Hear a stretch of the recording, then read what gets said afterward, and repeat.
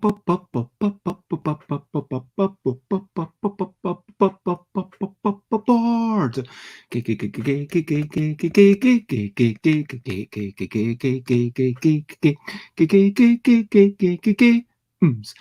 games, board games, it's what we're talking about. Board games, I'm not gonna shout. I am starting off this morning with a little bit of singing. And today I'm talking about my week. And it is happily not bleak. I can say that my week has brought me joy. I have played board games which can be considered toys.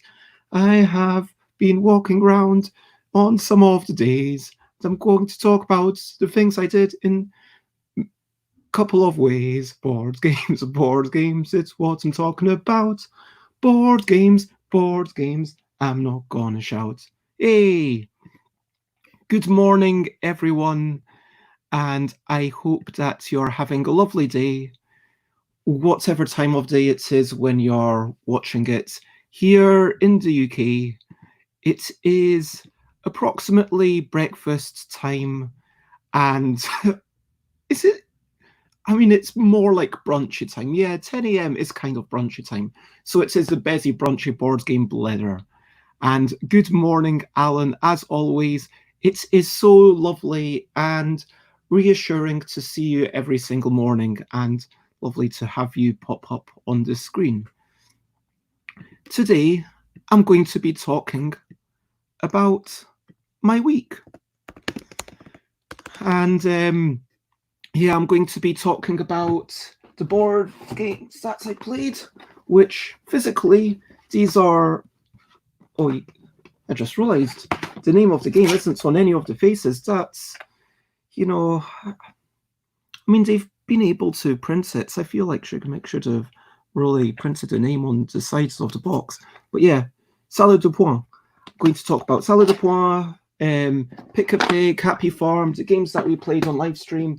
And I am also going to be talking about Ingress. I know Ingress is a digital game, but for me, it is a big part of my week.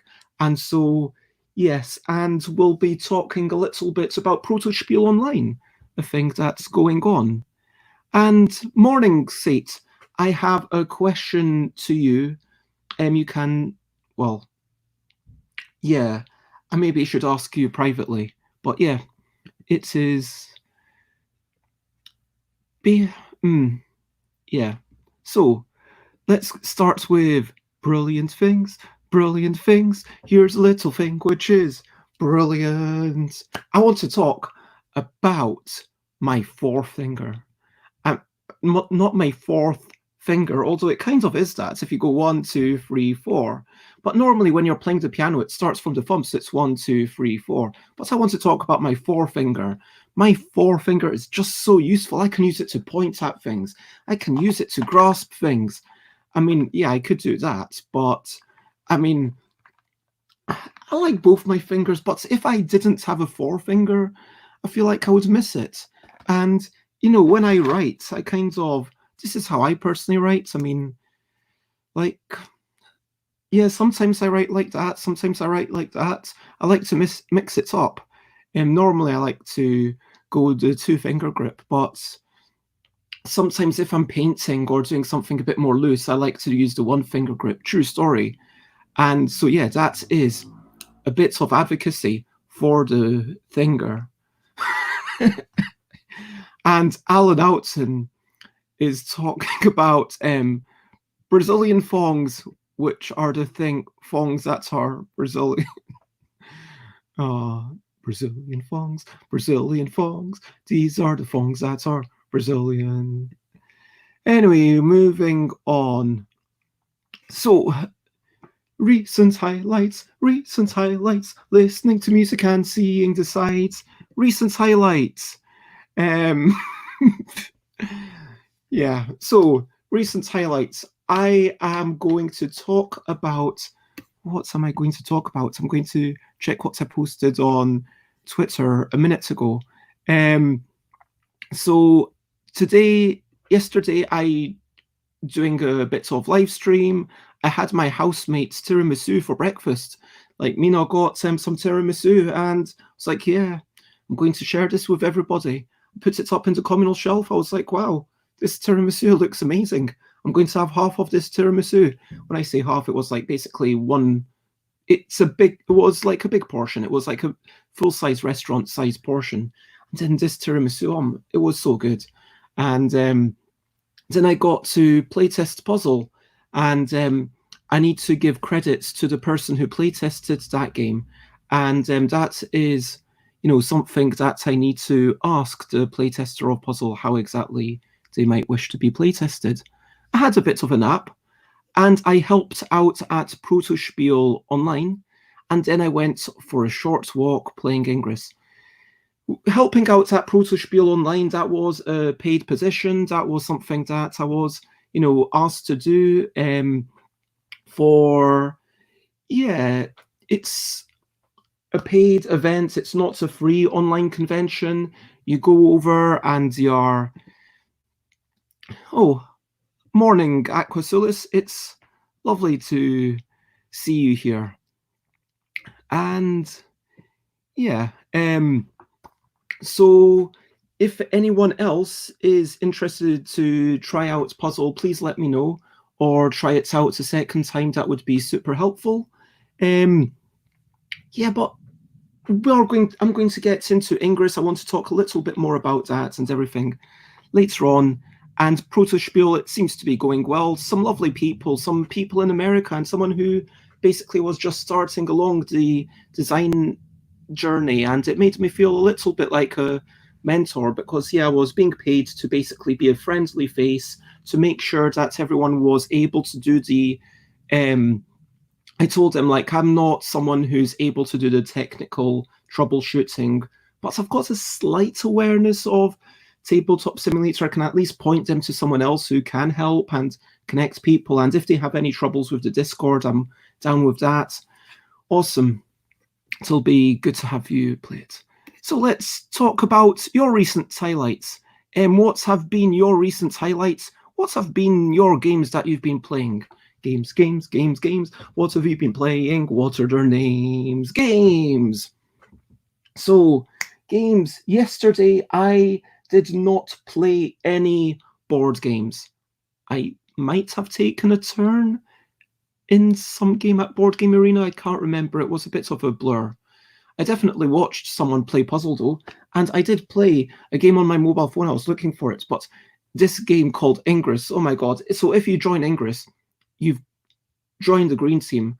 Otherwise, I will be slightly sad. Yeah, genuinely. Because the green team, so there's two teams in the Ingress, are playing green or blue. You've got to choose one or the other. I know Xate would be all over the green.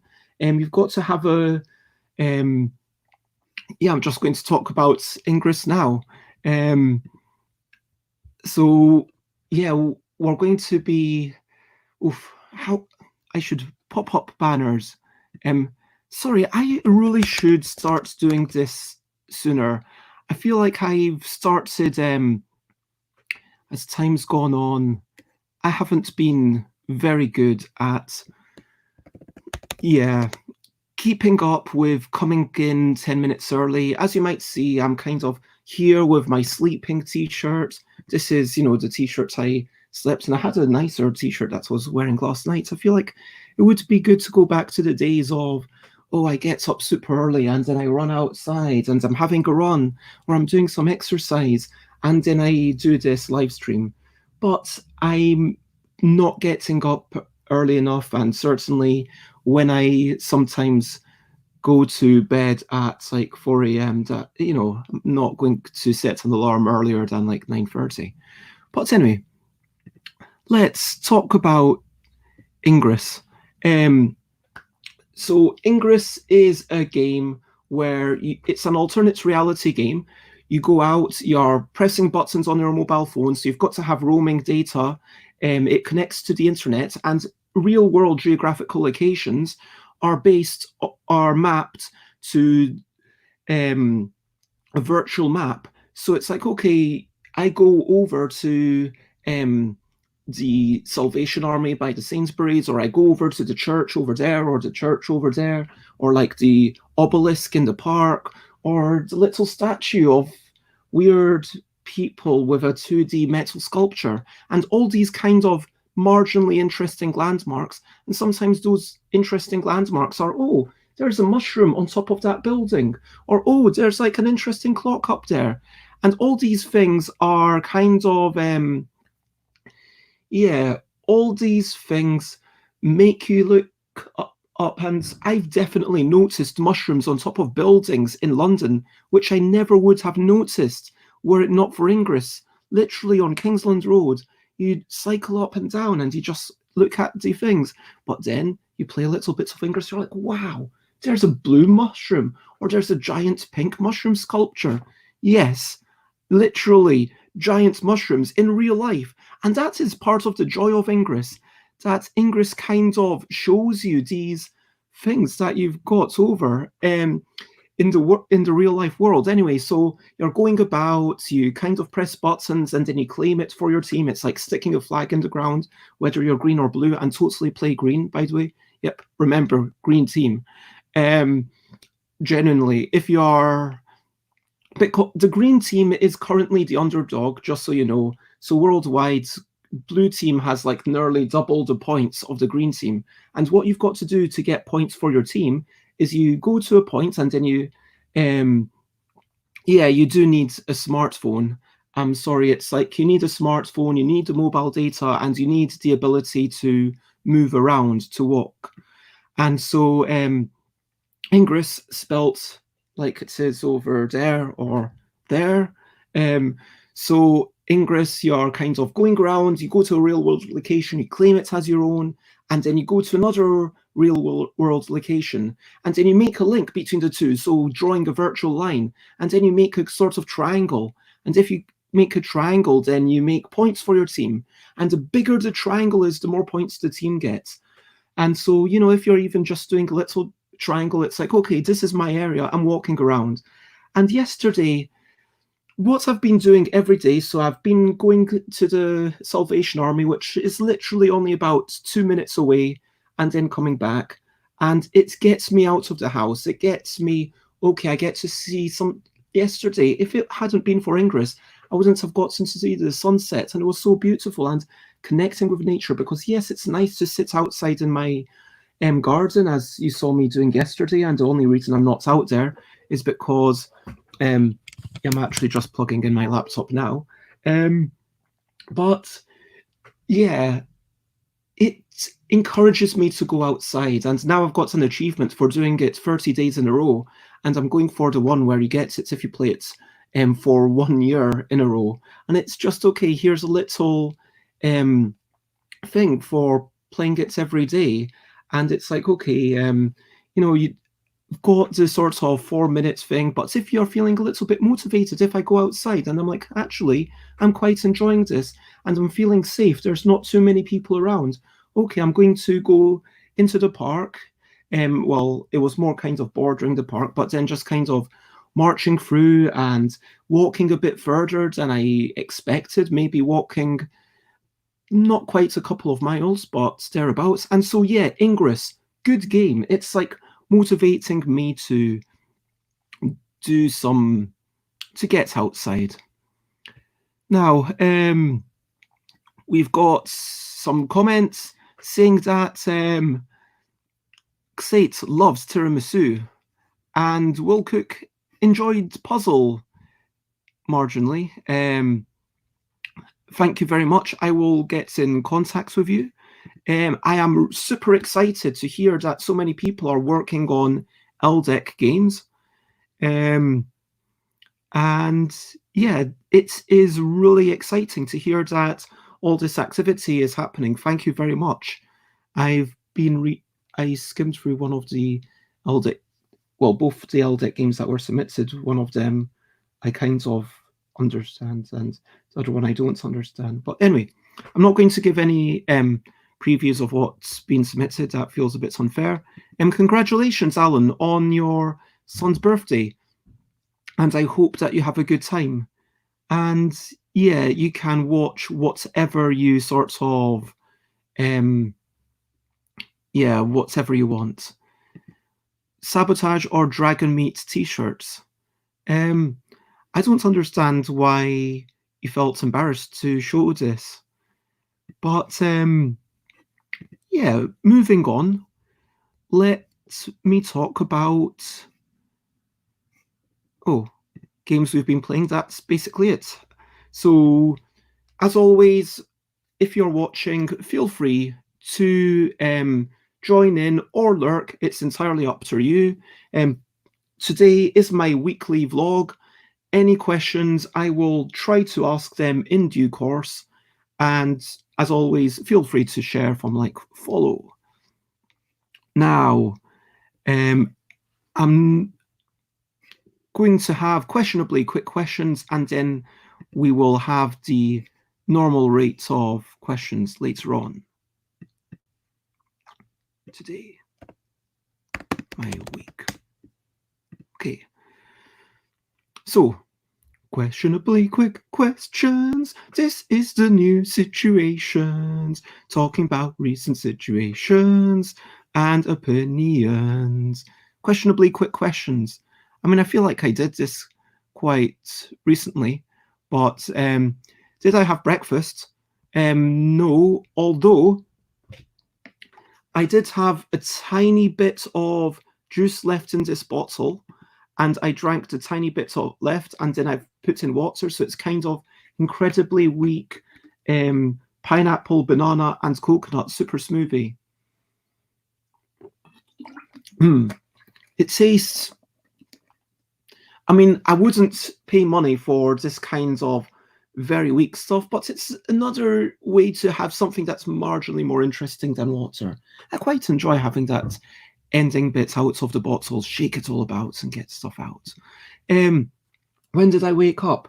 Oof, I woke up a bit before 8. I've been chatting to someone. I've been, mainly just chatting to folk and looking at stuff on Facebook. I'm thinking about having some situation with for playing games to allow me to live stream, maybe like suspend a little mobile phone. And what's the last thing I actually ate? Last night I ate a chocolate pudding. It was very nice.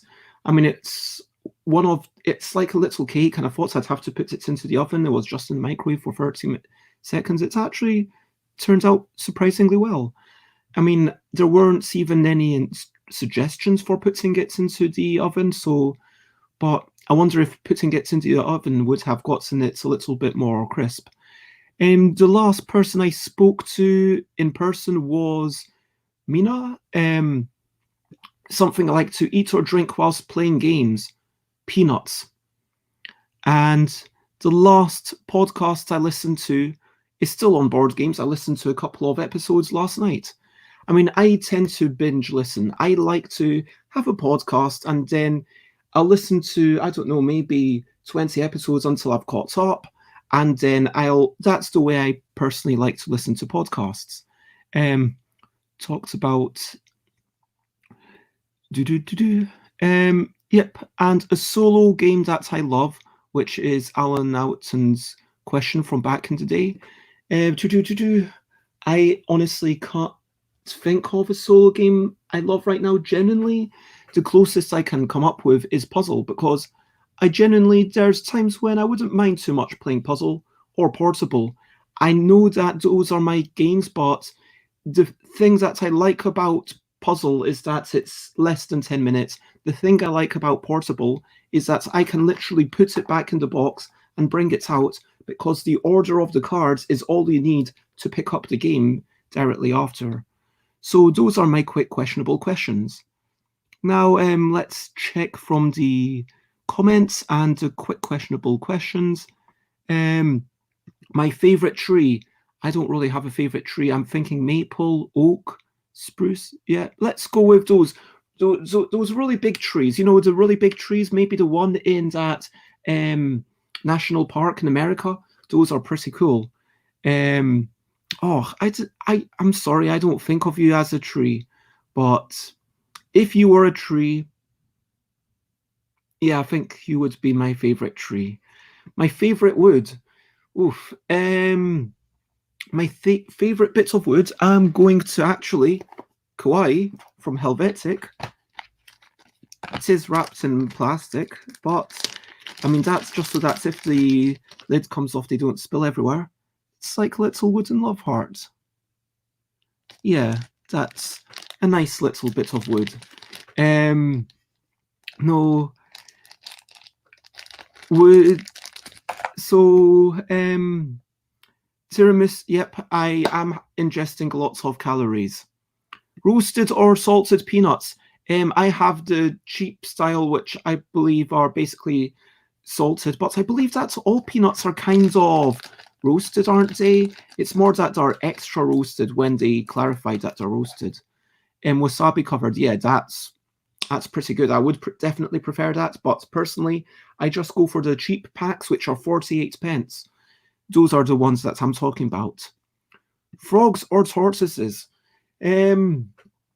Well, as an animal, if I were to have one as a pet, I guess it would be a tortoise because they feel like they're kind of moving around a bit more slowly and they'd probably be easier to take care of.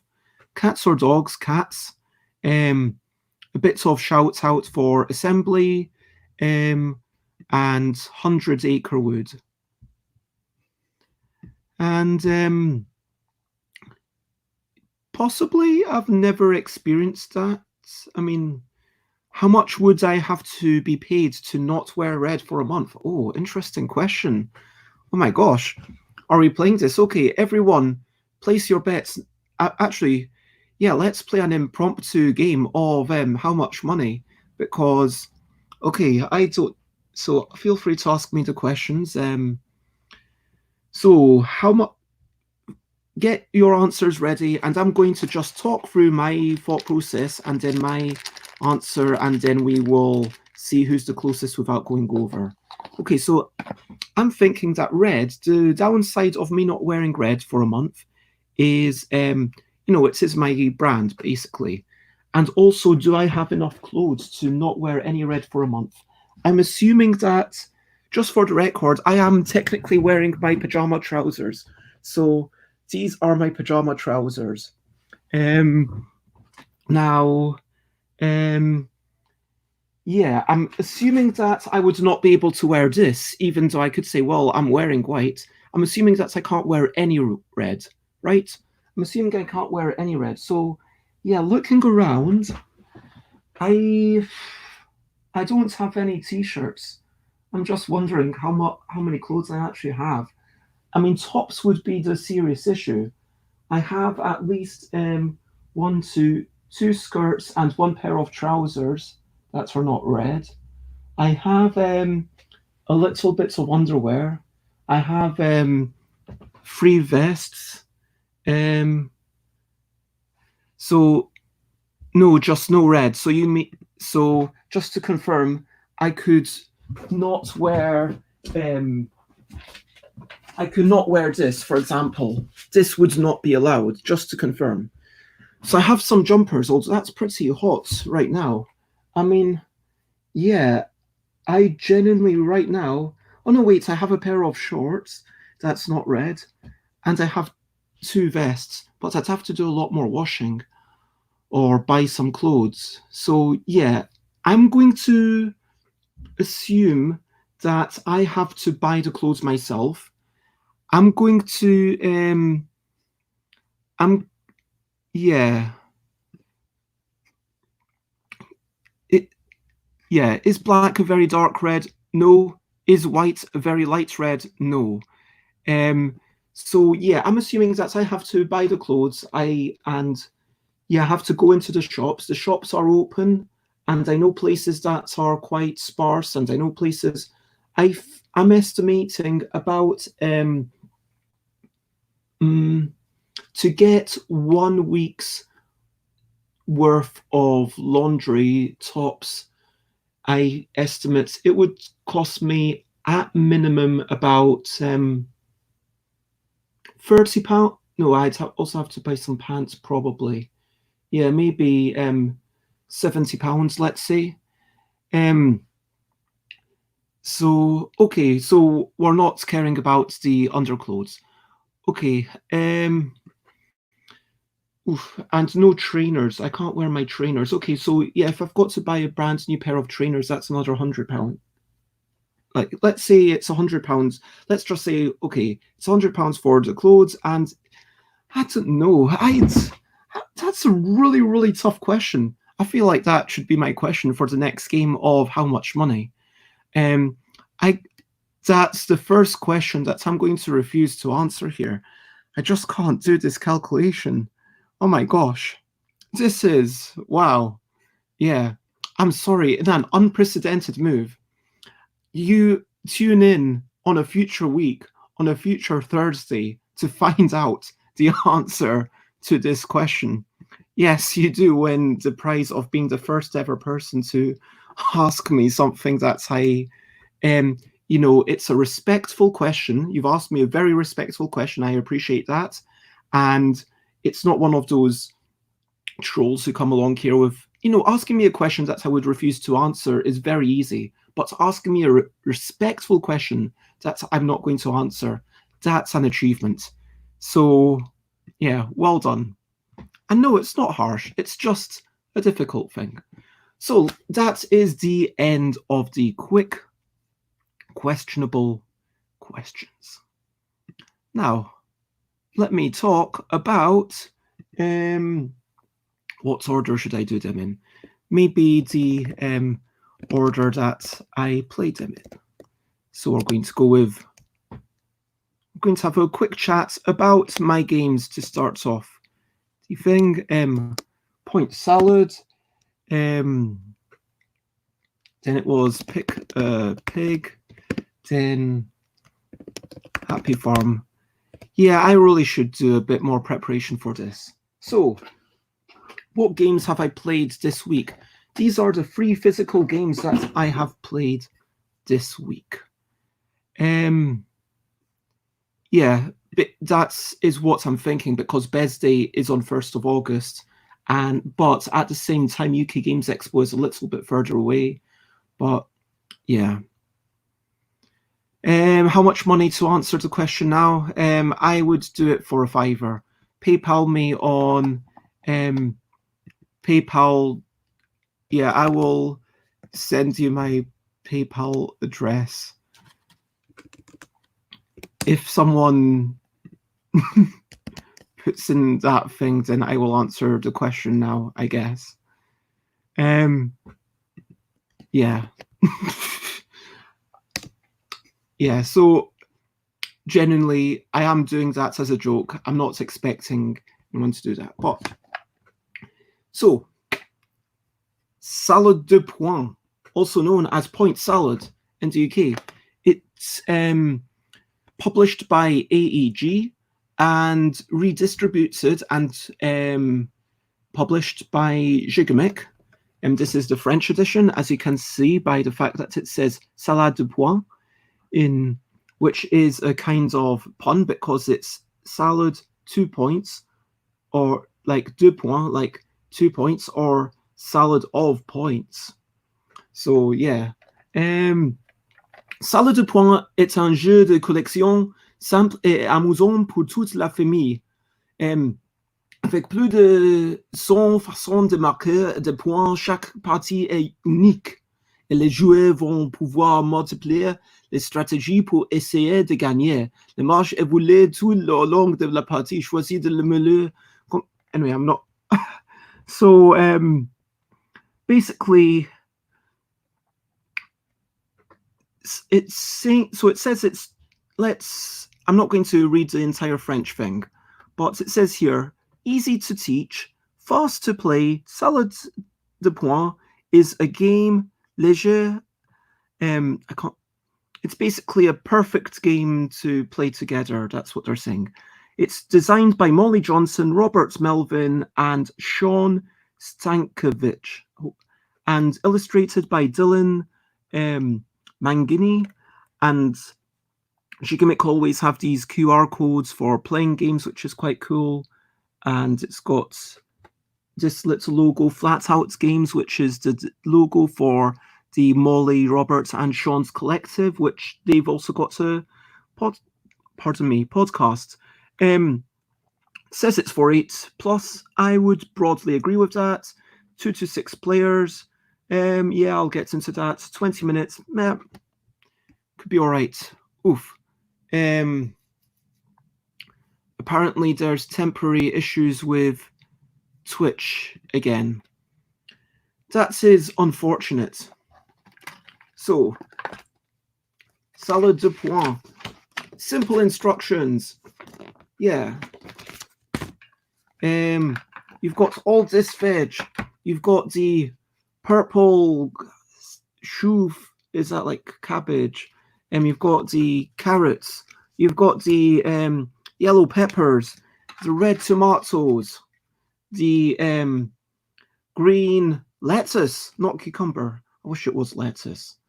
And of course, red onions, although the red onions are a little bit different, which is appropriate.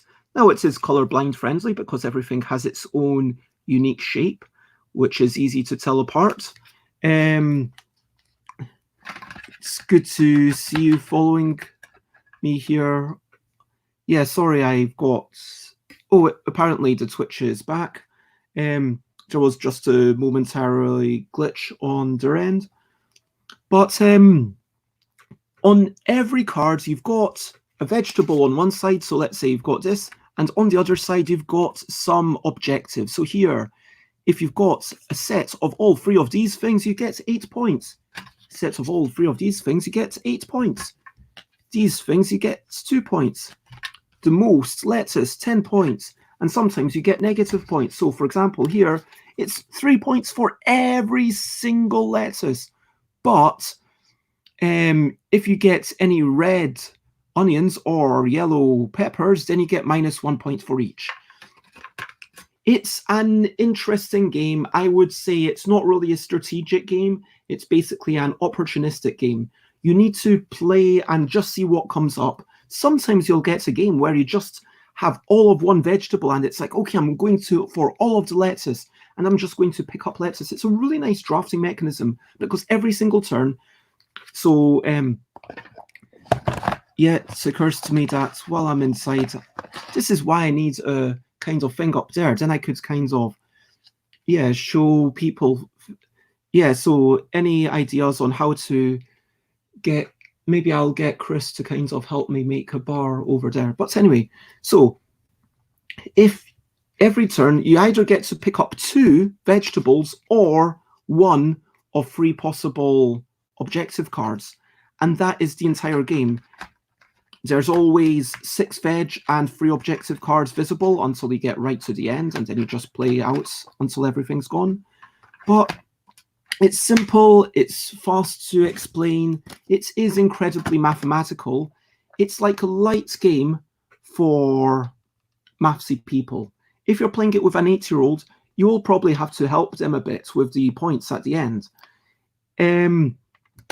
I would say that 2 players, which I've played, it's really, it's a bit more strategic. There's a bit more planning ahead that you can do. 3 players, less so, and 4 players, forget about it. I've not played 5 or 6 players, but I imagine 5 or 6 players being far more chaotic, far more opportunistic, and the 20 minutes play time, that feels a bit wrong. It is a set, it's one of those games that's a set amount of time per player because you play with a certain number of cards per player. But it's a good quality game. I really like it. The only downside is that you need to do lots of maths and addition and multiplication at the end. So if you're fine with that, then great. I enjoy it. If you're not okay with that, then this is not the game for you. And this is one of those games that Chris probably will never play with me, but maybe we'll, you know, for the record, I paid money for this. I mean, I possibly could have asked to get it for free, but I didn't want to make that request. And so, yeah, I paid the 10 euros or whatever it was to get it. Next game. Pick a Pig. Pick a Pig, also known as Pick a Dog, with a version with dogs in, and I think there's also Pick a Seal. Now, Pick a Pig, you've got little things, you've got dark, so you've got different pigs. Sometimes they've got one arm, sometimes they've got two arms, sometimes they've got popcorn, sometimes they've got sunglasses, sometimes they're big, and sometimes they're a different color.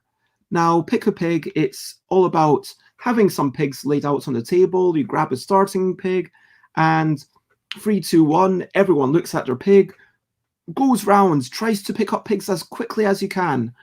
Now,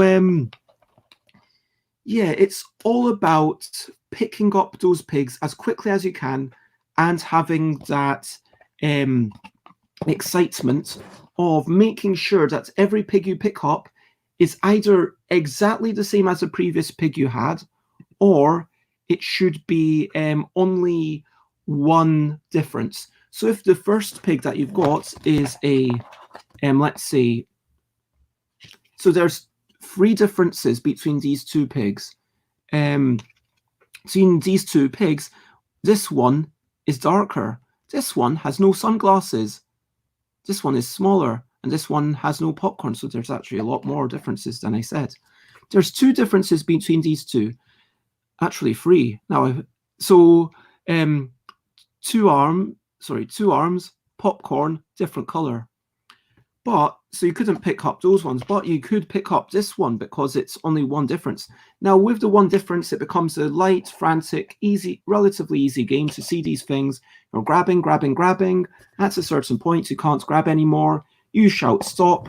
If you genuinely couldn't grab anymore, then you get 1 bonus point. If you made a mistake, you lose all your points for that round.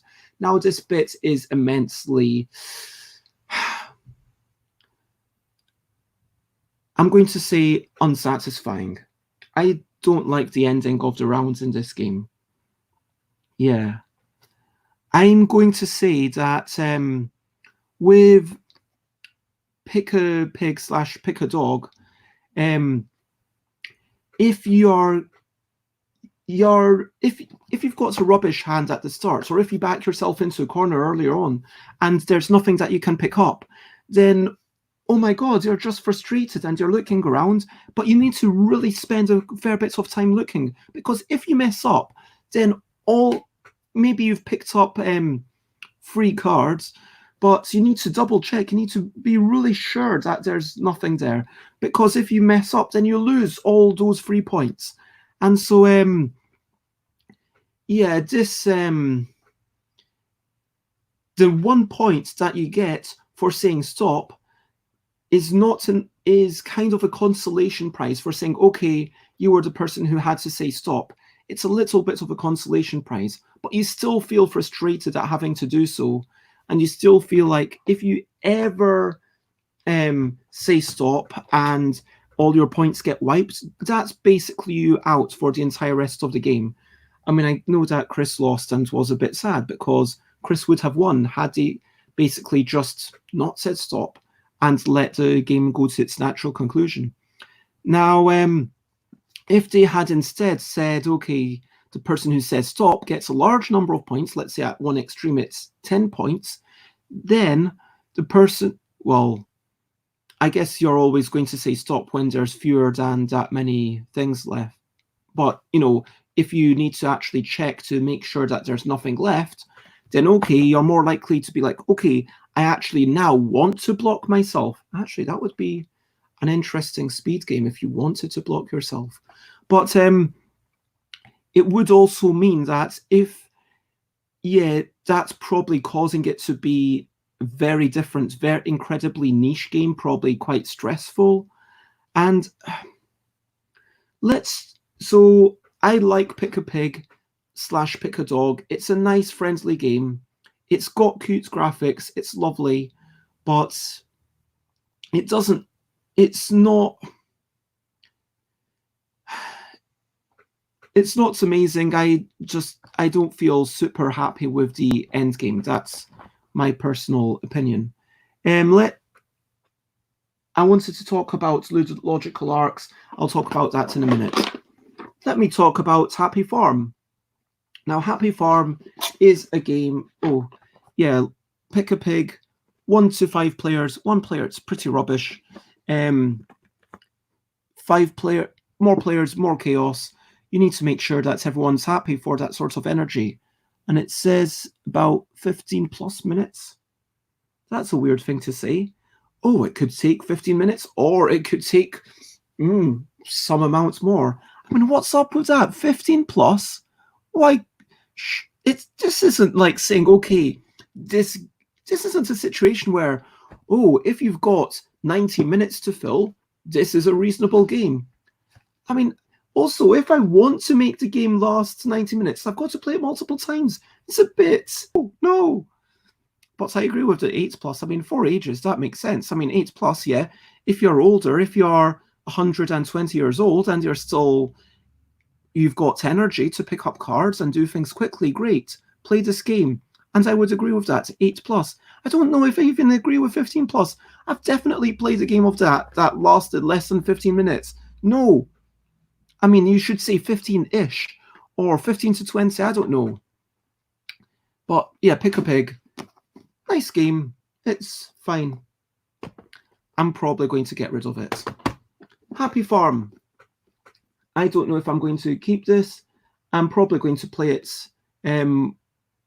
Chris and McCall said they'd play it once more. I'm probably going to play it another time with them. And then, yeah, I'll suggest it to Mina next week. And if Mina's not keen to play it, then I'll probably just get rid of it. It's a light, simple-ish, vaguely strategic game. For 2 to 4 players, I've only played it 3 or 4 players. 8 plus, I would say, yeah, that's vaguely reasonable. 30 minutes, yeah, that's vaguely reasonable. Basically, what's going on is that everyone has one of these player boards. So you've got your little... let me show you. This is the instructions. These are the player boards, and they're all unique. So one of them has a little cat on it. One of them has a duck with some eggs. And this one has... What does this one have? This one's the one with the dog. I'm sure that Alan will be happy with that one. And this one has a little rooster. And this one's the one with the cat. And in the wee corner, the mouse. Anyway, so what's going on is it's all about these cards, which are the crops, and these cards, which are your animals, and finally these cards, which are the feeding cards and extend your animals. So if I take off the elastic band that I've put on here, so with the rabbit, you start off with a sad rabbit. All your animals are sad. And, whoops.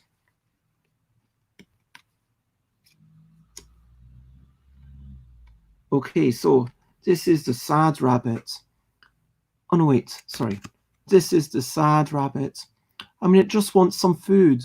And then, if you manage to grow 2 carrots, 1 bit of clover, and 1 bit of hay, then you could get 6 points by taking this card and growing your rabbit. And then suddenly your rabbit's happy. And so it goes from -3 to +3. So that's actually basically giving you 9 points. Let me give you an overview of how the game works. You've got these cards, which are the 4 crops: hay, carrots, clover, and beetroots.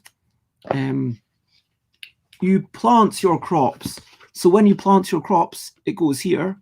Then next turn, it goes here, and you could pick up the clover or the carrots, and as an action, put them into your barn. If they're in here, you could take everything and put it into your barn. When it's in your barn, you can only have 6 things. That's key to the game. And having 6... So this game is about that mixture of when it's all about the planting. So the possible actions, just to look at one of these cards, it is... you have buying things, which is and you're not really buying crops, you're buying seeds, because these represent seeds in your hand, and then when they're on the barn, their crops, which can be a little bit confusing. But once you spell that out, it makes sense. But I think it should have been anyway. So you buy your crops, then you plant your crops, which is putting them down. Then you can harvest them at a later time. You could sell these crops. So, for example, hey, you can sell for money, or you could feed the animals, which is how you get the points. Money is worthless in this game other than for buying the crops. Finally, you can take a coin from the bank as an action. That's something you probably want to avoid. It is a game about when you're planting, you can either plant one of anything, two different, or three of the same, and you can't do the same action twice. So in this game, you think instantly, okay, I want to plant three of the same because that's getting me more crops. But the problem there is that cards want different stuff. So, except for some of the pigs. I mean, some of the pigs are just, okay, we want anything. We want random things. And some of the animals just want to. But it's that tension between wanting a good variety versus wanting efficiency. It's a little bit of tension of, okay, I want to have a lot of animals in my crops in my barn so I can afford any feeding things that pop up because they come up randomly, or basically having that limit. You can only have 6 things in your barn. It's got some interesting stuff. It's got a good amount of randomness because these flip over in a random way. You sometimes get the crops randomly. It's also got some points. It's got a little bit of meanness, as you get points for having the longest animal, and you might want to deny other people animals. It's one of those games which I would say, if you are in the market for a light strategic game that takes about 30 minutes and is about turning resources into other resources, then this is a good game. But it doesn't do anything amazing other than the gimmick of growing your animals. That is the best part of it. I am leaning towards keeping this, but I'm not sure. For the record, just so you know, I'm kind of having a bit of a purge of my games at the moment. So that is the only games that I played in real life this week. I also played some games not in real life. We played the alphabetical in a paper form, which was okay. It wasn't very good.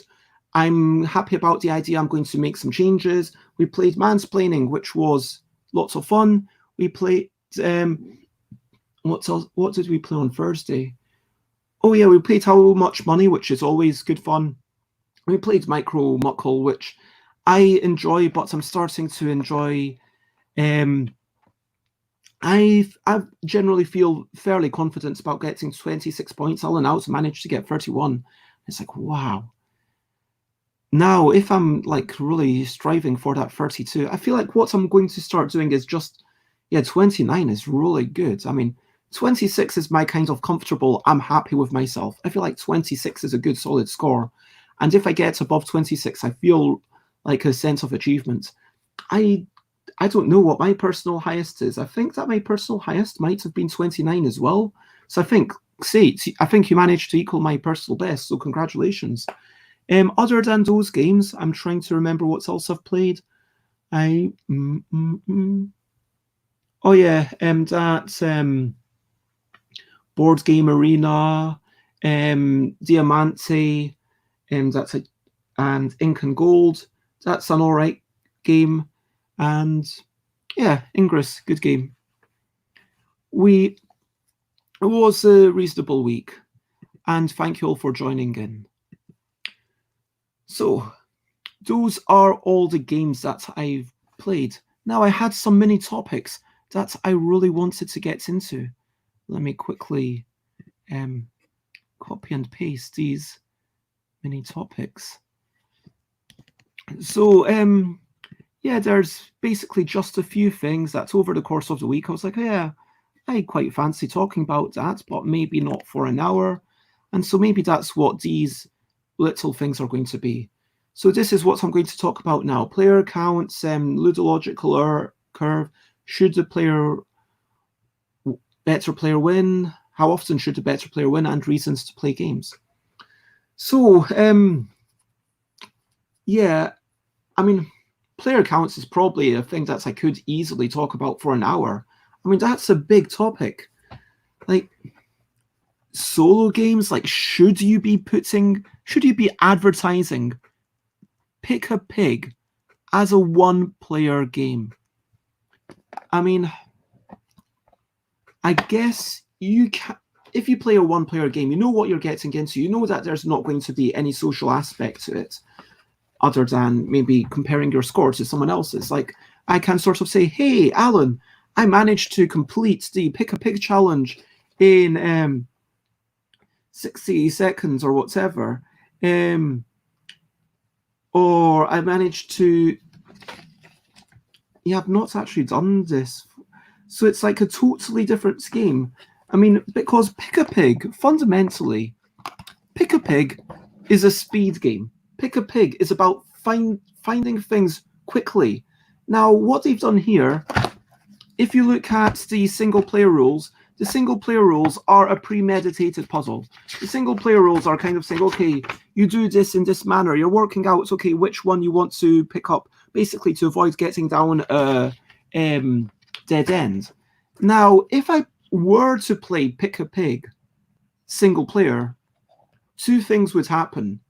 Firstly, I would become better at the game, probably, because the skills that I looking and examining the cards in single player is going to improve my abilities to play it multiplayer, and I'm already quite good at it. So I'm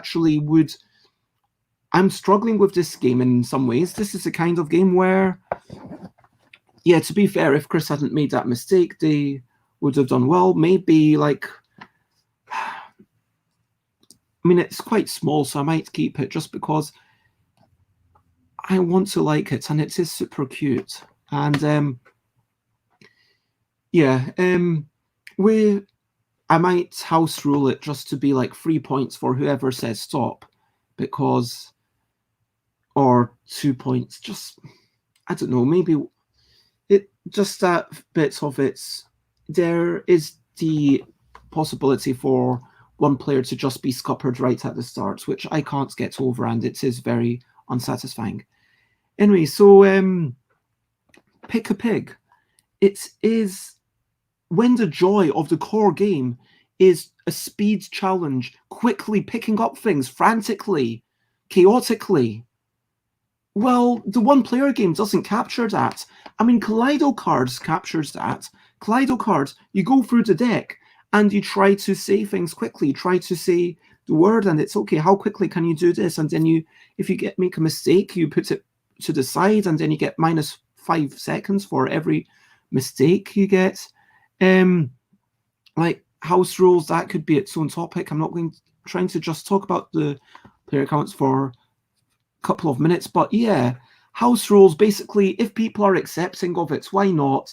And do what works well for your group, but do it with due consideration. Don't just house rule willy-nilly.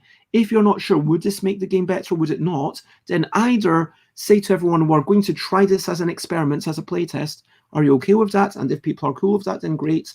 If they don't have the time and you're not sure which one would be better, then don't use the house rule, I would say. But do what Paul Grogan does and say, you know what, for my personal tastes, for my personal group, we like a little bit more information. So we are going to show the next card, something like that. Show the next card that's coming up, just so that you can do a little bit of planning.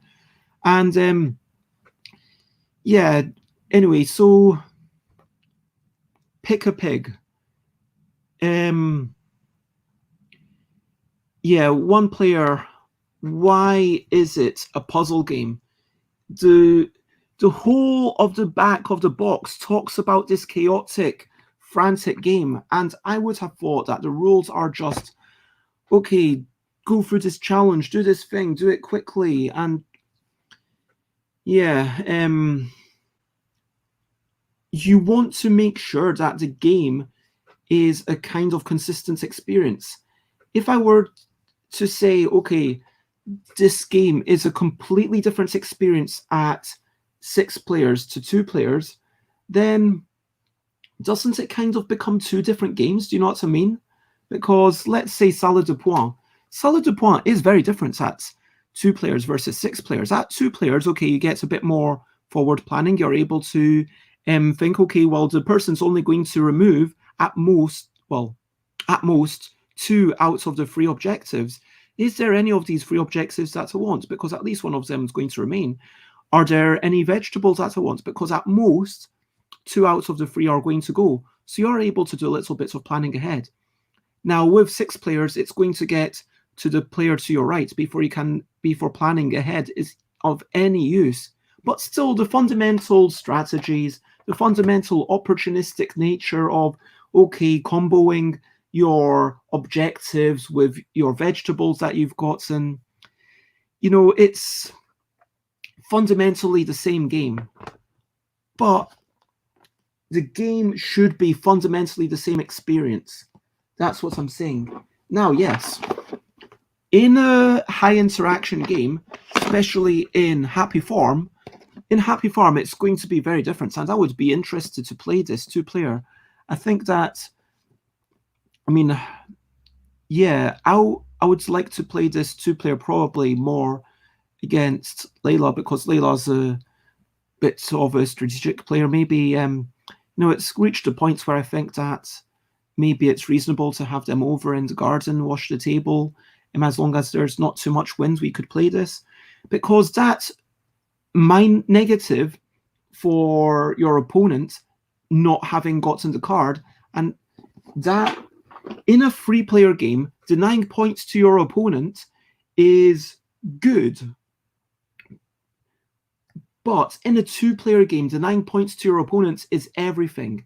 In a 2-player game, if I can get 3 points with a move, or if I can get 2 points and deny you 3, well, the 2 points is basically like I'm winning 5 points, because it's all about that differential. If you think about the differential between, you want to be the person in the lead. And so it's basically, if you look at a game as, I want to be the winner of this game, to play the game well, it's about how many points do you have versus how many points does the player who is winning, or if I'm winning in second place, how many points do they have? And so, look, first example, we're on 10 points each. Okay, I managed to get myself 5 points. Boom, now it's 15 and 10. Other option, okay, it's I'm getting myself 3 points, but I'm denying the other person 3 points. Well, now it's 13 and 7. Now, there's always the opportunity cost. It's not just, okay, I'm denying you the points, but what else could you do with it? But, there are a finite number of each card. In 2 players, I think there's only 2 cows and 2 sheep cards. So if you grab both of them, then, the other person can't get anything. So, slivers? What do you mean by that? The only slivers that I know are the Magic the Gathering slivers. But basically, 2 players is always going to be a lot more cutthroat. 2 players is always going to be a lot more competitive in any direct interaction game. In Agricola, in any worker placement game, I am going to beat up on you if I can.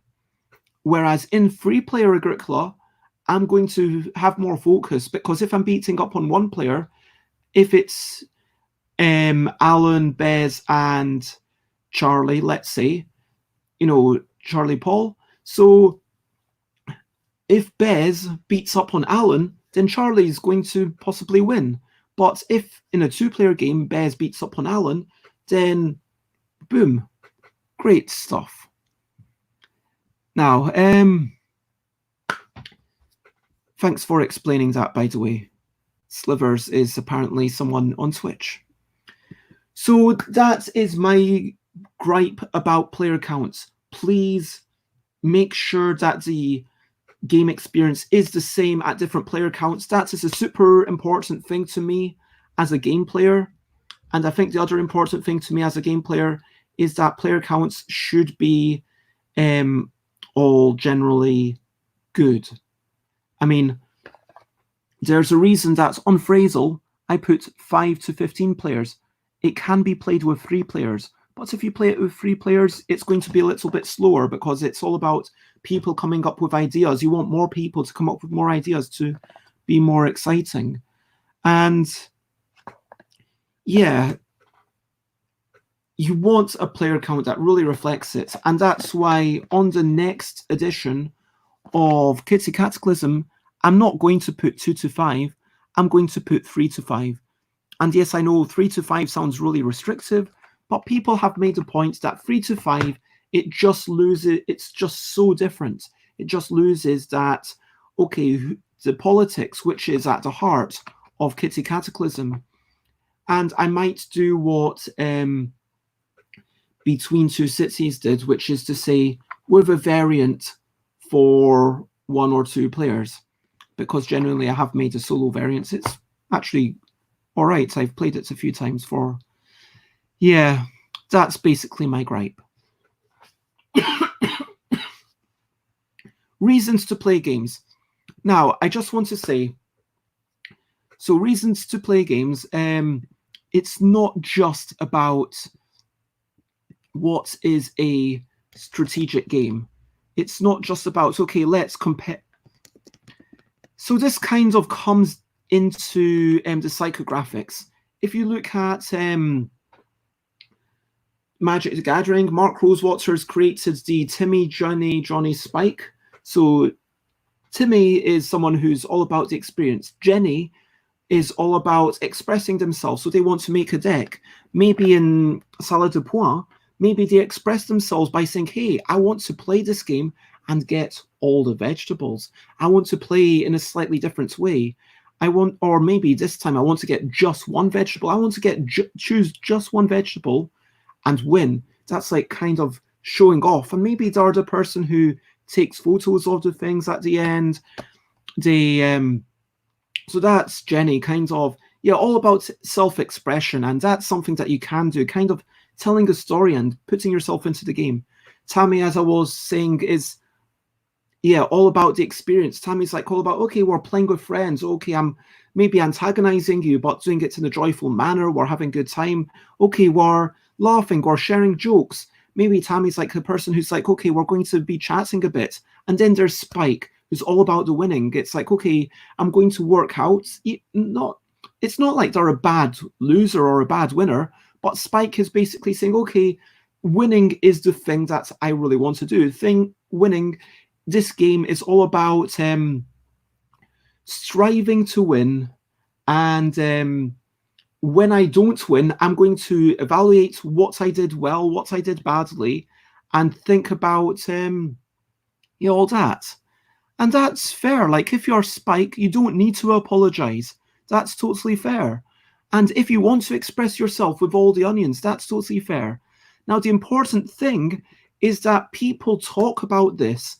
And if you're playing a game with someone else, if I am playing a game in a sort of, like, let's say, Xate, if we were to play a game on Board Game Arena, let's say we were to play Tash Kalar, and maybe you are a Spike and you're playing really competitively, but I don't mind too much about winning, and I'm just trying to learn the rules or kind of play about and see what happens. And yeah, that's, as long as we're both okay with that, that's okay. But there is a situation where someone who is a Spike can get almost frustrated with someone else who's not playing well enough. And I don't know Tash Kalar. I've only played it once, and I still don't really understand the rules. So, yeah, yeah, with Spike. So my point is, let's say I'm playing, and my reason for playing is to be challenged for the competition, because it's not just about wanting to win. Spike isn't. If you are playing and you really enjoy winning, you might still be, to some degree, a Tammy, because there's a difference between the joy of winning and having that as the experience that you're striving for, versus having the winning as the objective that you're sort of all about. I don't know how to say this clearly, but like, let's say you lose. I mean, this is an ugly thing to say, but let's say you lose. Do you lose and you're like, okay, that's it. Okay, well, I'll play again and maybe I'll win. Or do you lose and then you say, okay, how could I do better? How could I change what I was doing? How could I have maybe win next time? Or even when you win, okay, that was a good game. Why did I win? What was going on? And yeah, this is very much the kind of symptomatic of being a spike, that it's not just about because people have talked about different styles of gamers. Men in video games, some people talk, I can't remember the name that you used, but there is a style of player who just wants to be super strong and just wants to enjoy mowing down people. Maybe in a game you're like just killing lots of zombies, or maybe you're actually quite happy just beating up on noobs. And that's kind of being a bit of a griefer Tammy. Like, you're kind of just, maybe you're beating up on people and you're wanting, and there's a difference between wanting to dominate and wanting, which player type am I? With those three psychographics, I would say that I am, I would say I'm fairly balanced.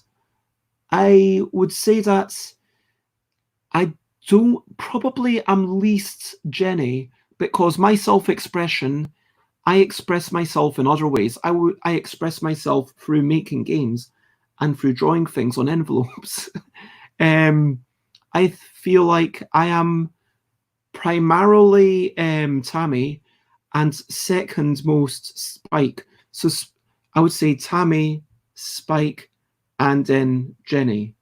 So Tammy, Spike, Jenny. That's what I would say if I have to do. Everything I do is expressive.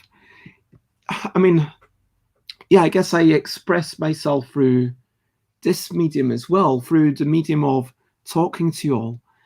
And so that's one thing I wanted to get into. It's really important to talk through this because honestly, right now, and that's why, yeah, actually, definitely, Tammy, Spike, Jenny.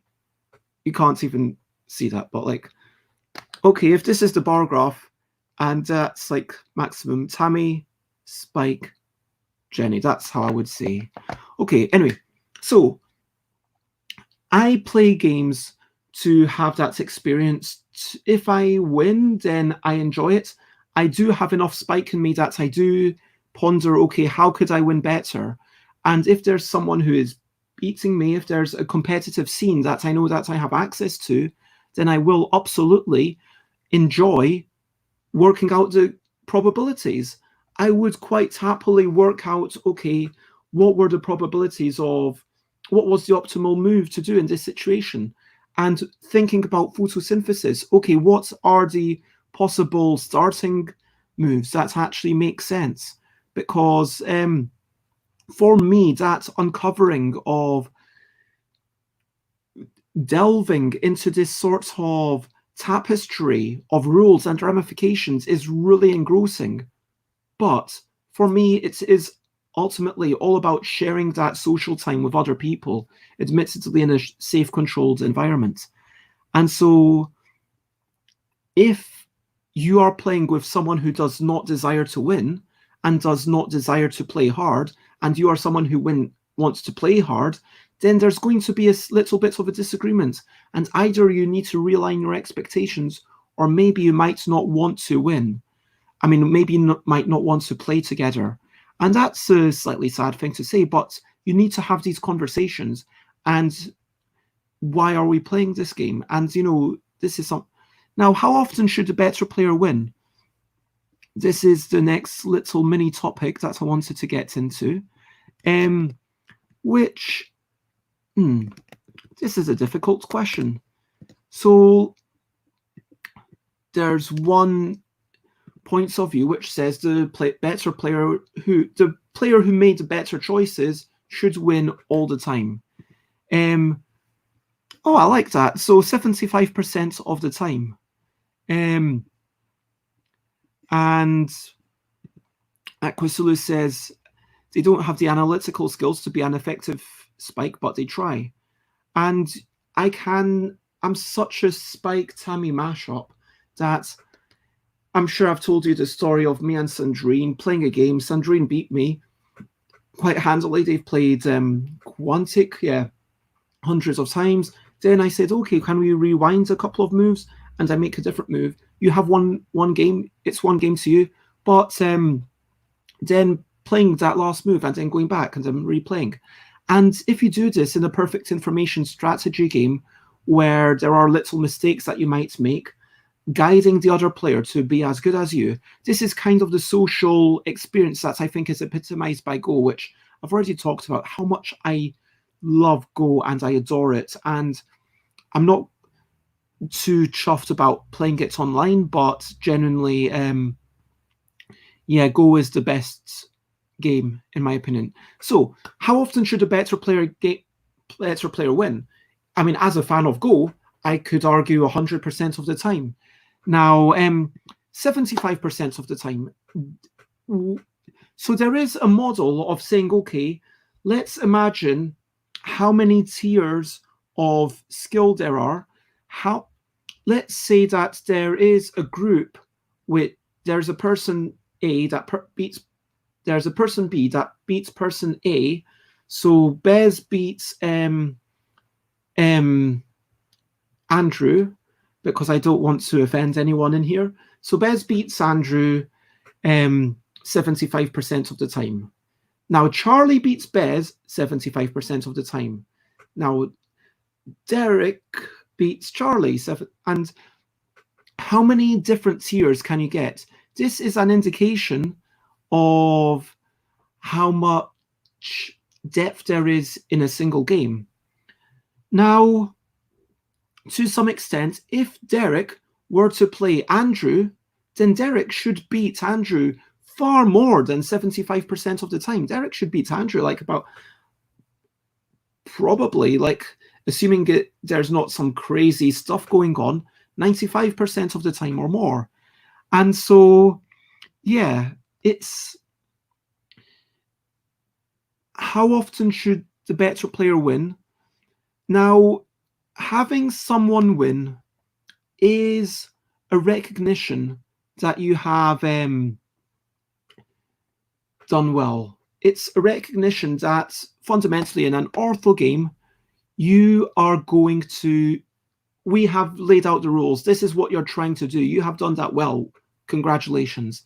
In a role-playing game, there's no such thing. In a storytelling game, there's often no such thing. There are things that I would call game where there is no measure of success. It's just, okay, we finished. And we've had a good time. And in Fable, I write, if anyone is happy, everyone wins. And that is fundamentally what it is. That's the closest that you can get to measure of success. Did you help create a story that everyone else enjoyed? Did you help create a story that you personally enjoyed? Was it an engrossing experience? Conversely, with Salad de Poing, we are all striving to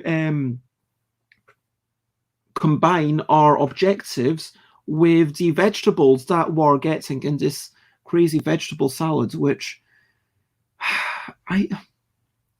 why is there green peppers on the cover? I just noticed that. I would prefer this cover if they had a bigger carrot and if there was no green pepper, because I'm looking at that salad and thinking, I don't want green pepper in this salad, but there's not even green pepper in the game. What's up with that? I just realized. Yeah, that's really, really weird. I mean, I don't want raw green peppers. Anyway, so back to the main topic of how often should a better player win. So yes, it's nice to have something to strive for. And in any strategic game, okay, the reason that yes, no is fun is because you are trying to not say yes or no. And it's an amusing activity for a few minutes, and then you'll maybe have some fun. But the ultimate activity the ultimate objective of any social gathering is to have enjoyment. And if I win salle de poing, but there's 6 people around the table and 5 people have had a miserable time, have I really won? I mean, surely the social, did people have a good, enjoyable experience, does trump everything else. And the winning has to just be, it's like Rainer Knizia says, I don't know the original German quote, maybe Sate can help out here, but Rainer Knizia, to paraphrase what he said, was it's not the winning that matters. It, like something like trying to win is everything, but winning is nothing. I can't. And Aquasulis, I came in second in Trails of Tucana yesterday, 164, 162. I was happy with my score because sometimes it's more important that the game was competitive rather than who wins. Yeah, and you've had an engaging experience. You've been excited. How often should players enjoy playing? Well, ideally, as often as possible. Well, as often as possible. Ideally, 100%. But you're never going to get 100%. I mean, there's going to be every game, and it's also how much should you enjoy it. It's like, if it's how often should people have, if you're reducing the possibility of a 10 out of 10 experience in order to have a 5.5 out of 10 experience or a 6 out of 10 experience, then I think that's a terrible design choice.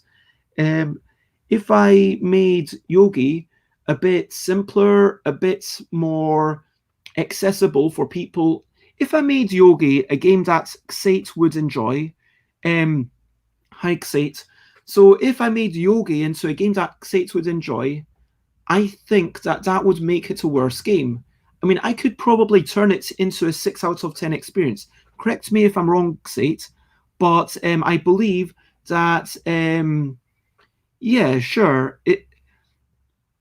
Like if there were tactile Euro games, like if I basically lowered the dexterity, I'm thinking basically lowering the dexterity enough that you can actively play and engage with it. And maybe there's a little bit of neuromercy, but not very, just like, but that's going to reduce the opportunity for all those people who are laughing with it.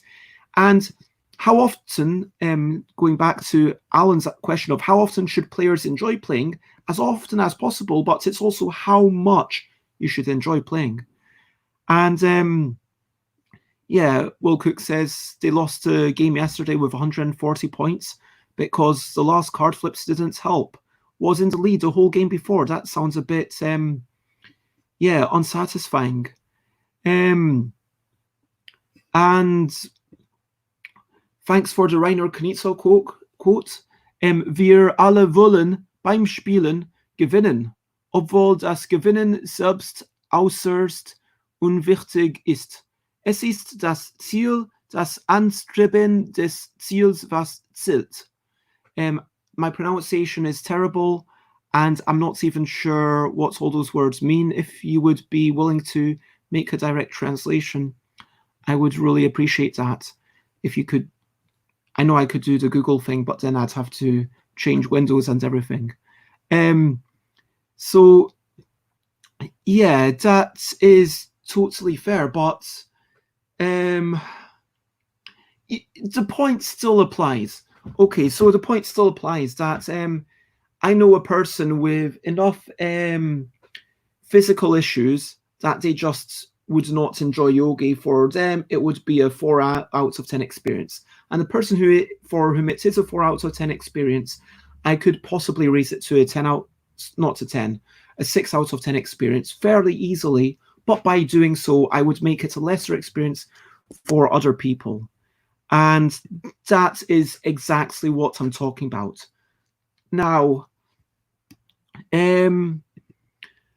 yeah, for me, genuinely, watching someone play puzzle yesterday with a camera pointing down was like really nice. And Rainer Knizia said, what we want in games is to win. Although the actual winning is unimportant, the goal that matters is the striving towards the goal. Man, that's a good translation.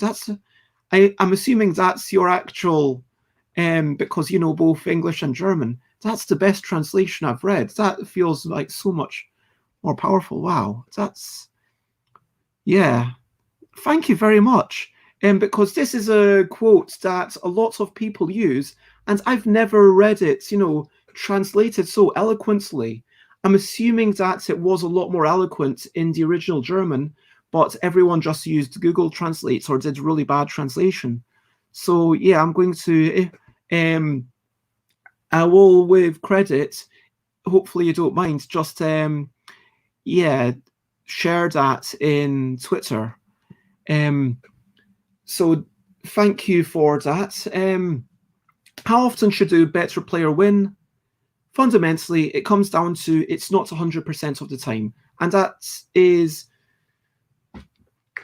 if it's 100% of the time, everyone else needs to be a bit more emotionally resilient. And I guess again, this is a big topic. It feels like this could maybe take a whole hour. Like, how often should the better player win? I almost feel like maybe, yeah, sometimes I do wonder if I've been having too many people on recently. Also, I guess I should.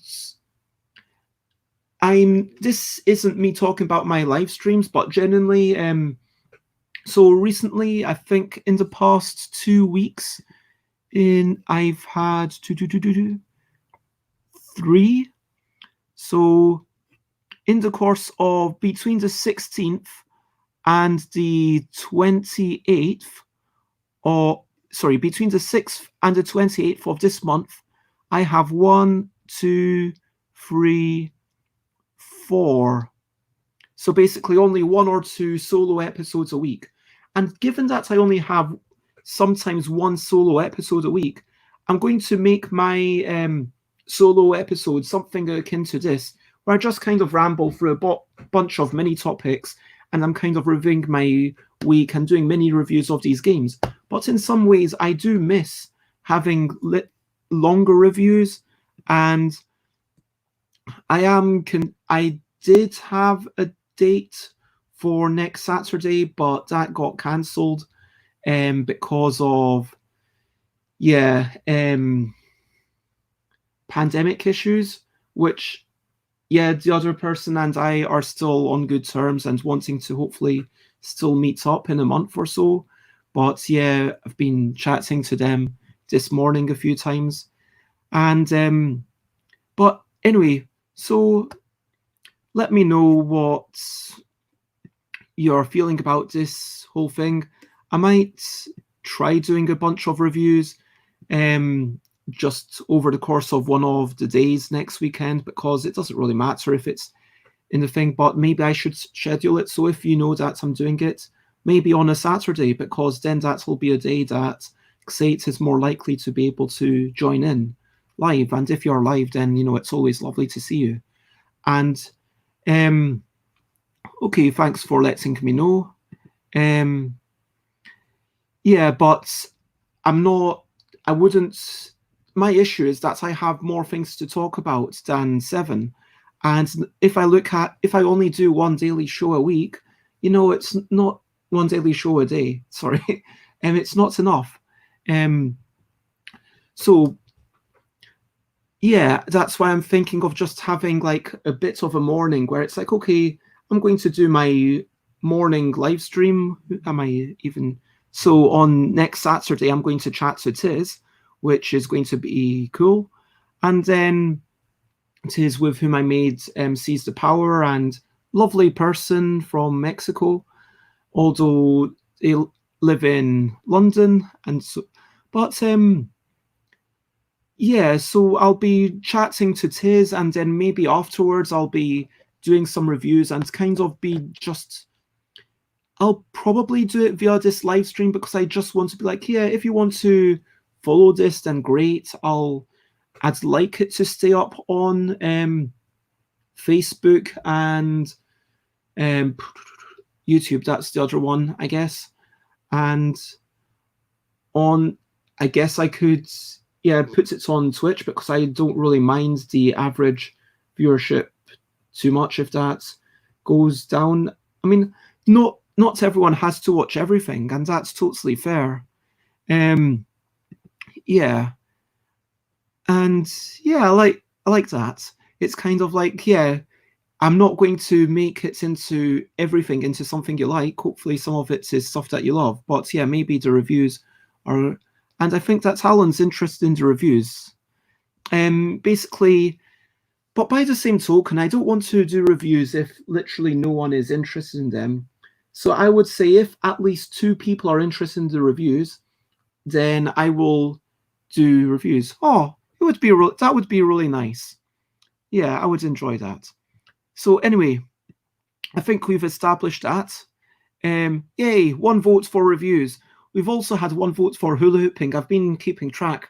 So if another person votes for, I think it was Sate voted for hula hooping, Alan voted for reviews, and if the second person votes for either of those, then you will get to see either or both of those.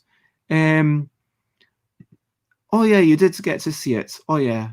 I mean, now I'm kind of sad because I just wanted to do hula hooping. Maybe I could do hula hooping at the end of this stream anyway. Oh, votes for reviewing hula hooping. Votes for both at the same time. Oh, wow. Man. Oh my gosh, I'd never thought of that. I do feel like the hula hooping would interfere with me showing the components. I don't know how entertaining that would be after you. Yeah, if I do hula hooping and review, that might not be that interesting after the initial comedy and gimmick has worn off. That's the question. How long would it take for the comedy to wear off? Because I could not basically interact with the thing. Yeah. Okay, you know what? I'll do a quick review directly after this because my laptop is thingy, so I'm going to do an unannounced stream directly after this where I review a game. I do a quick review of something. I'm sure I can pick something that I've played enough to do an initial impressions of, and we'll see what happens. Okay, so that's happening after this show, apparently. Okay, so how often should a better player win? It comes down to the style of game. For a children's game, it should be less often. For a, but the important thing is that you know what's going on. You want to, yeah, oh, hey Ian, is that the Ian that I know from who demos for Asmodee and I met at the place Settlers? Are you that Ian? Or are you a different Ian? Let me know. But yeah, I'm going to do a hula review right after this stream, whenever that stream is. And that's going to be my morning exercise, I guess. So, how often should a better player win? It depends on the game, but the important thing is that both people are on board with it. And if you are playing with someone who's upset about about losing, then make sure that you give them tips along the way. If you're playing a perfect information strategy game with photosynthesis, I think it is important to read the people. I would always happily give tips to anyone if you're playing photosynthesis, because that is such a brutal game. But yeah, I feel like we've explored that topic enough. Now let's finally talk about the Ludological Curve, which is a quick 5-minute topic. I just basically want to say games should be different on the first turn to the last turn. Yes, by the way, I only give tips if they want it. That is super true, but be willing and ready to give tips, because if I am playing against someone who's just starting out and is having trouble with the game, it's if someone's about to make a serious blunder, yeah, I totally get that. And Sate, mentioned this to me yesterday, and yeah, I would like to chat to you maybe at some points later. But yeah, with the... If I'm about to play a game, and if the game is going to take me an hour or more, and if I'm about to make a move in the very early game, and it's going to cause me a blunder to... I would like the person to say, maybe even just say, hey, do you mind me giving you a tip? Or, hey, are you sure you want to do that? Just kind of flagging it up. And I said to George, hey, that might be a bad idea. And then they're like, oh, I want to try this strategy, and that's fine. And then we kind of play it out. And George at the end said, yeah, that was a terrible idea, me selling my big tree right at the start. And yeah, you want to kind of offer the tips. The important thing is to offer the tips. But that... Okay, I get what you're saying there. Well, sorry, Xate, but offering a tip, I would say, is the lesser of two evils, because if you compare, there's two hypothetical people. One person, like myself, wants to learn about the game, is happy to be given tips, and I'm going to be, losing like 50 minutes of, oh man, well, I'm going to play and I'm going to enjoy it socially, but I just feel, what's the point with that?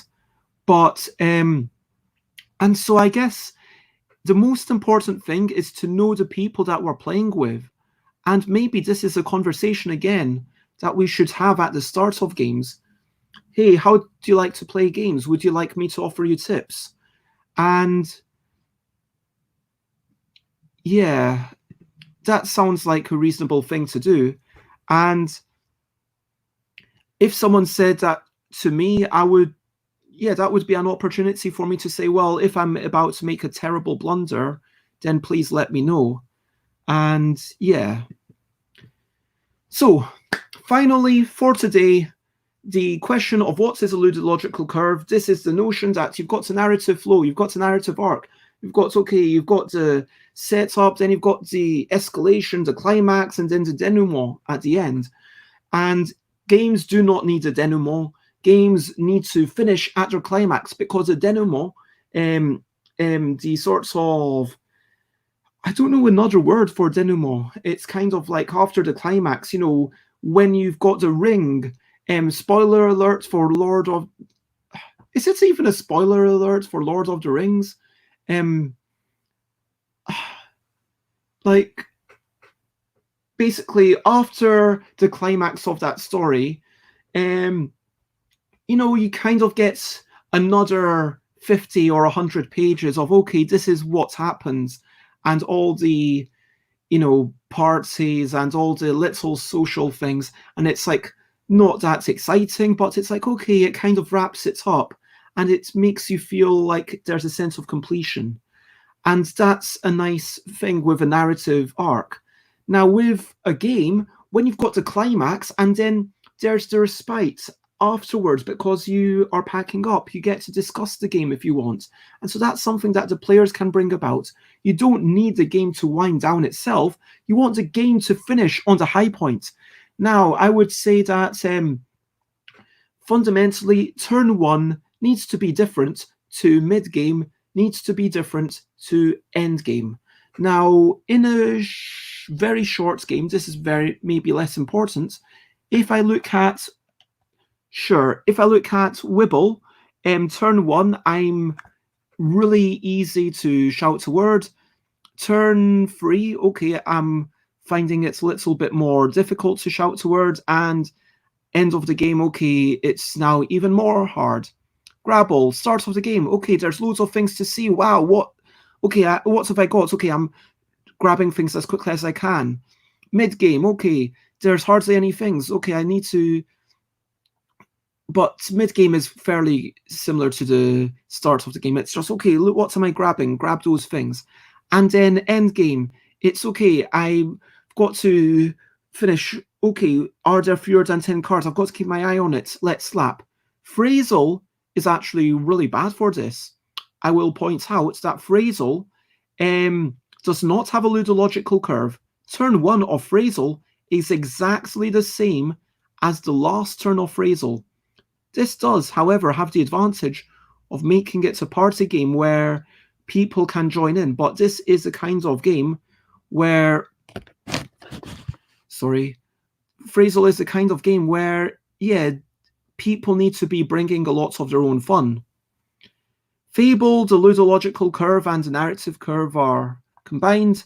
Alphabetical, it's about having more things on your line, starting to think about what other people have.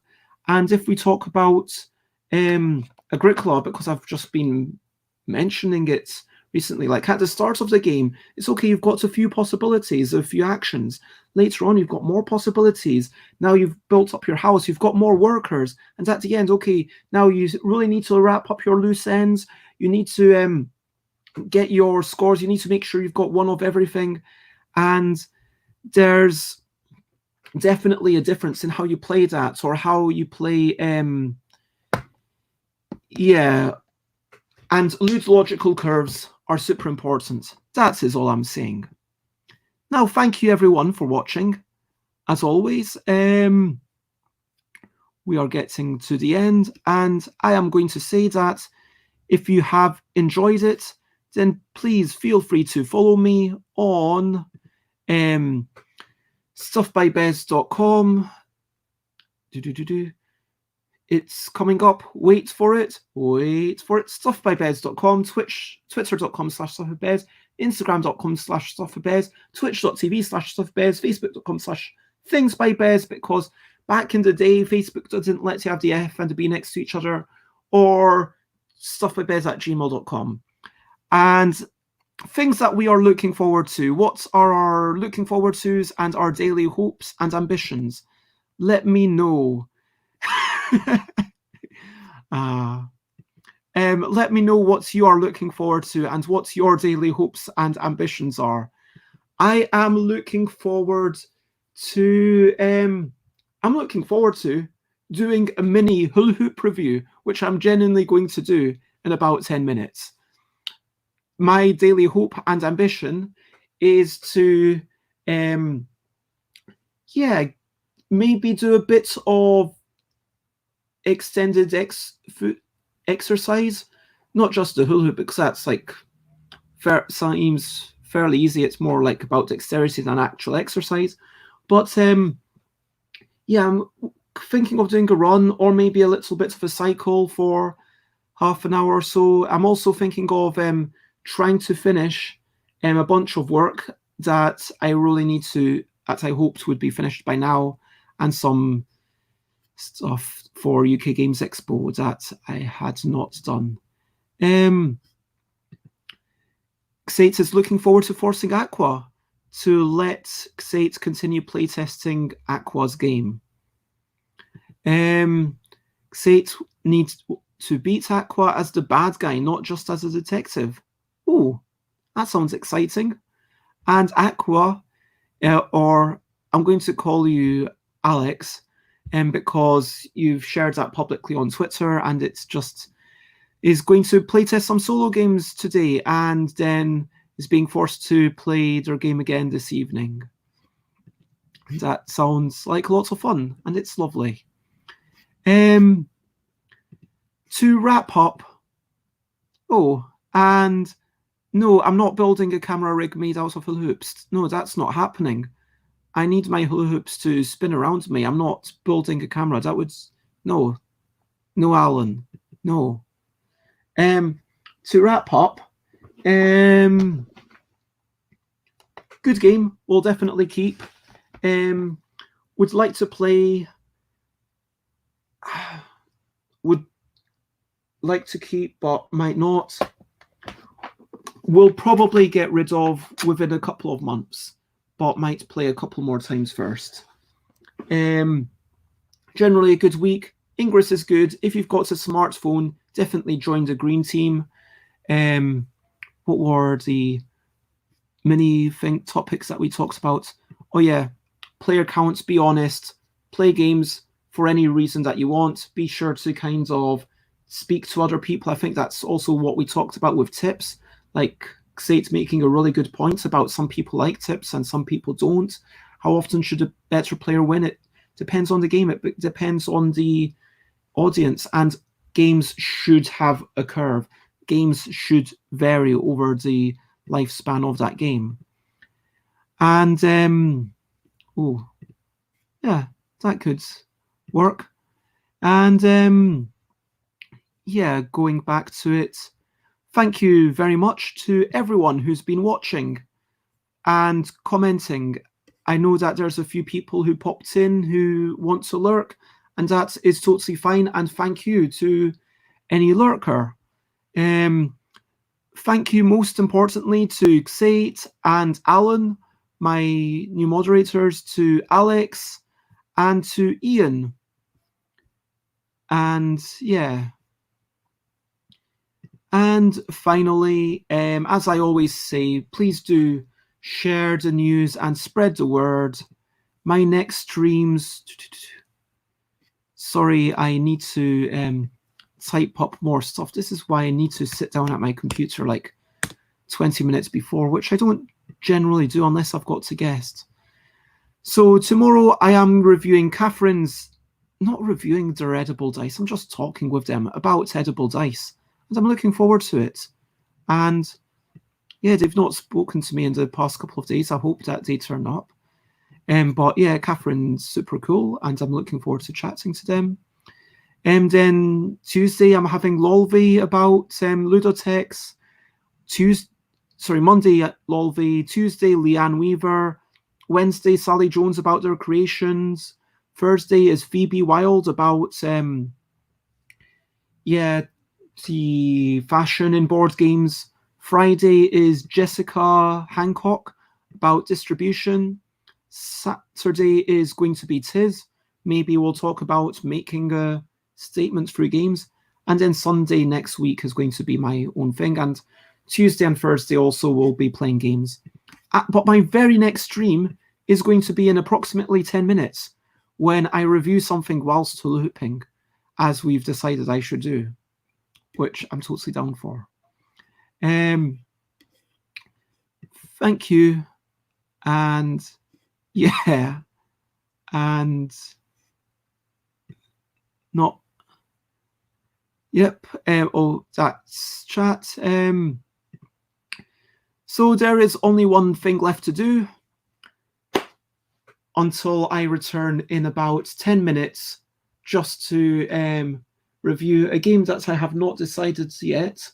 I'm sure that there's a game that I will be able to pick up off my shelves that I've played at least a couple of times. Maybe Axio. Yeah, Axio feels like a decent game. And that feels like something I'm on the verge of playing, having played enough to be able to do a proper review. But I'll pick something that I'm probably going to review again, if you know what I mean. So it's like more of a first impressions. Anyway, so 10 minutes, come back for my hula hoop review. For now, bye, bye, bye, bye. This is the goodbye song. Bye, bye, bye, bye. Thank you for watching along. Bye, bye, bye, bye. This is the end of the show. Bye, bye, bye, bye. Now it's time to go. Bye, bye, bye, bye. This is the goodbye song. Bye, bye, not bye. See you after the song. Bye, bye, bye, bye. This is the end of the show. Bye, bye. For this stream, bye, bye. Now it's time to go. Just for 10 minutes. See you in a few minutes, everyone. Yep, that is totally true. Bye-bye.